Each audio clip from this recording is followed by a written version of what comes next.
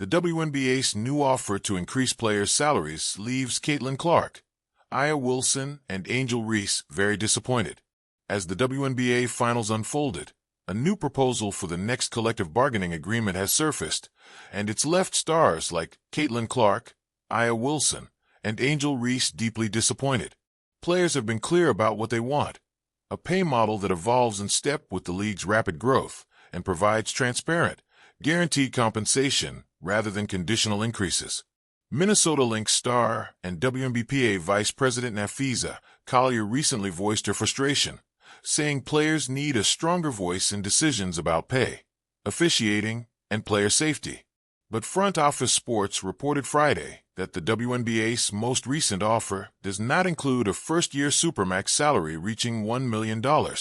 Instead, the league has proposed a top salary closer to $850,000, with a veteran minimum near $300,000 in the first year.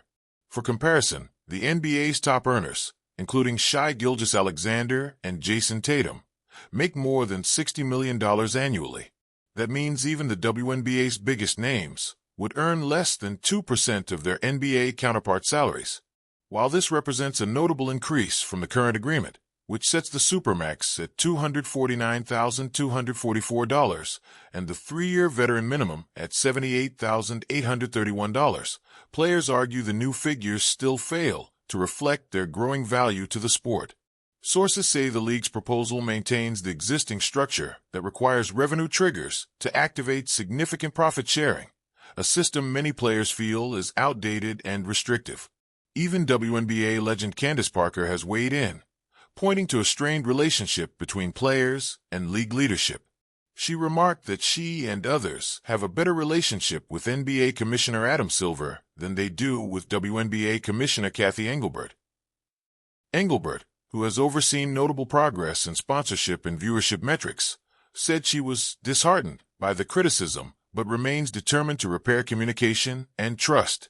The timing of this dispute, however, complicates matters, as the current CBA is set to expire on October 31st. With no extension yet guaranteed, the possibility of a lockout looms. If the reported $850,000 figure holds true, players will soon have to decide whether the trade-off between higher salaries and the league's growth-based pay structure is acceptable. Aya Wilson lands third WNBA championship with Aces' victory over Mercury. Wilson capped off a historic season by leading the Las Vegas Aces to their third championship in 4 years, as she scored 31 points and grabbed 9 rebounds as the Aces defeated the Phoenix Mercury 97-86 in Game 4 to complete a final sweep. Wilson became the first player in league history to win the regular season MVP, Defensive Player of the Year, and Finals MVP in the same season. "It's surreal," Wilson said after the game. "Every year we set the bar higher, and this one means everything." Wilson converted 17 of 19 free throws and earned her second Finals MVP award, her first coming in 2023, whilst Jackie Young and Chelsea Gray each added 18 points, while Jewel Lloyd and Dana Evans combined for 22. The Aces hit 12 three-pointers and committed just 7 turnovers. On the other side of the court, Phoenix's Kalia Copper tallied a career playoff-high 30 points before fouling out, and Alyssa Thomas notched her 10th triple-double of the season with 17 points, 12 rebounds, and 10 assists. However, the Mercury struggled without Sada Sabali, who missed the game due to a concussion suffered in Game 3. They say lightning doesn't strike the same place twice. But for Caitlin Clark, Aya Wilson, and Angel Reese, the shock is all too familiar. Another flash of potential change. Another proposal from the WNBA that promises much, but delivers too little. The latest salary offer from the league has left these stars frustrated, unsettled, and quietly simmering with disappointment. Beneath their public poise, a tempest is brewing, and what is at stake is more than money. It's respect, legacy, and the valuation of women's sports itself. Setting the stage. To understand the tension, we have to understand the backdrop. The WNBA is at a crossroads. The league has signed an ambitious, long-term media rights deal, reported to be around $2.2 billion over 11 years, that will begin to take effect in 2026. AP News. +3. NBC New York.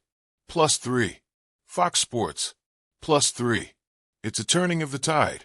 More visibility, more broadcast revenue, more eyes on female athletes than ever before. And yet, the players, those whose sweat, talent, and charisma fuel that growth, are still subject to a compensation structure that feels unmoored from their true worth. In 2025, rookie salaries for stars like Caitlin Clark and Angel Reese hover around $76,535 and $73,439 respectively. ESPN.com. +4. People.com. +4. People.com. +4. Meanwhile, veteran maximums and supermax offers remain in a relatively narrow band, far below what some players believe should be the ceiling. Athlon Sports. +2. AP News. +2. The league's new proposed top salary per the recent offer is reportedly closer to $850,000, not the $1 million plus many had hoped. Athlon Sports. Against that, the veteran minimum in year one would be near $300,000. Athlon Sports. It is a significant increase from current levels, but it still falls short of what many feel is reasonable given what's being generated. So now, the players in the league are negotiating their next collective bargaining agreement CBA, with the old one expiring October 31st, 2025. NBC New York. +4. Reuters. +4. The Sun. +4. For many in the WNBA and its fan base, expectations are sky high, but the new offer from the league seems to be landing like a damp firework. 2. The difference between promise and reality. When a league with expanding revenue potential offers a historic raise, it has to live up to its language or risk alienating its stars. For Clark, Wilson, Reese, and many of their peers, the current offer feels like a compromise more generous in name than in substance. Imagine standing at the edge of a stage, having drawn record crowds, millions of digital views, and legions of new fans to the women's game. You've become a star not just on the court, but as a brand, a media magnet, a reason some people tune in at all. And yet, when you ask for compensation commensurate with that impact, you're met with a ceiling that feels artificially low. That tension is at the heart of the disappointment. The league is saying, "We will raise your ceiling," but it is simultaneously signaling, that ceiling is still far below what many would hope given your worth. And for those who feel they have already outgrown the constraints of the system, that's a bitter pill. Let's examine the emotional dynamics for each of these women.